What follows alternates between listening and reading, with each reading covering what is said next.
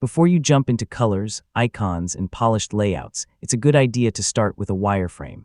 In this tutorial, I'll show you how to create wireframes in Penpot from scratch. By the end of this guide, you'll know how to build a clean page structure that you can turn into a complete user interface later. Start by signing into Penpot and opening your project. Create a new design file, then add a frame for the screen size you're planning to design, whether it's a desktop web page, a tablet, or a mobile application.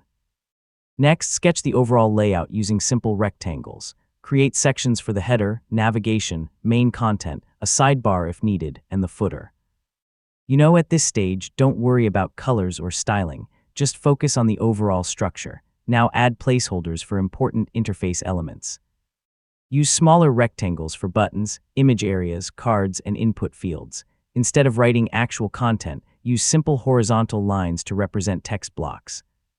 Once your placeholders are in place, use Penpot's alignment and spacing tools to keep everything neat and evenly positioned. Consistent spacing makes your wireframe much easier to understand and review.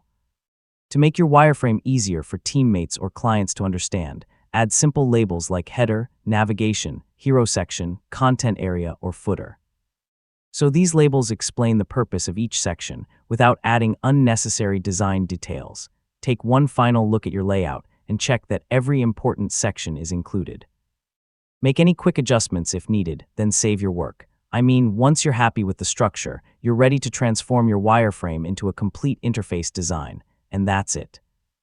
Yeah, you've learned how to create wireframes in Penpot in 2026. Wireframing is one of the best ways to plan your ideas before building the final design, and it can make the entire design process much smoother.